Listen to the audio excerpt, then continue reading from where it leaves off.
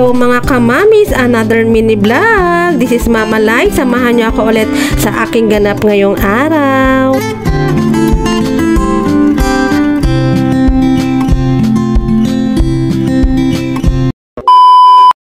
Good morning! Happy Wednesday! O, ito na yung pang second day natin sa school ng ating Junaki.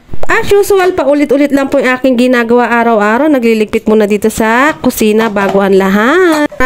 Maraming salamat sa mga nakaka-relate din na nanay na katulad ko. Diyos mio, Marimar, hindi na po talaga natapos. Han ko pala muna yung uniform ng aking anak para may gagamitin bukas. May extra pa naman siya, kaya ito para mabilisan. Wala na akong masyadong gagawin. Palagi ko rin nililigpit o tinitignan ng mga notebook ng Junakis ko kung may nawala ba. Minsan kasi kung saan-saan kasi pinapatin ni Junakis yung mga ballpen niya. Eto nga pala, tulog pa mag-ama. Okay lang, medyo maaga pa naman yung mga inuna ko ng lutuin ng aking gulay. Baguio beans lang ang aking igigisa at aking kinikrave ngayon. Kaya ang mag-ama ko ay mag-hotdog lang for today's video. Kakagising ni Papa Chuck, nag-almusal na nga siya, sinaluhan ko na nga siya. Kaya lang ang aking champurado na naluto ay nasira na. Tinatahi ko nga pala yung uniform ng kuya niya at binigay nga sa kanya at maliit na. Naglutoan ko na rin pala si Kuya Yuan ng kanyang kakainin para ito ng pinaka-lunch niya. Nag-request nga siya ng fried rice, buti na lang meron kaming bahaw.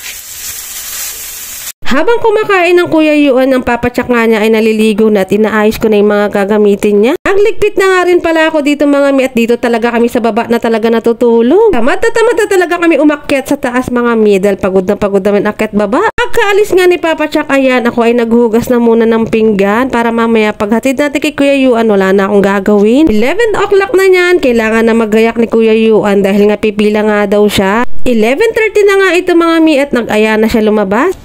Ihahatid lang natin si Kuya Yuan sa tricycle na hindi na siya magpapahatid sa school. No, Kuya? Hi!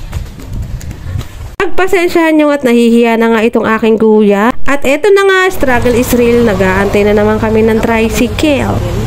Ang oras din kami nag-antay. Maya-maya dumating na nga itong tricycle. Buti na lang, okay kausap si Kuya at nakakaintindi naman. Salamat sa pagsama. Bukas ulit. God bless. Mag-iingat.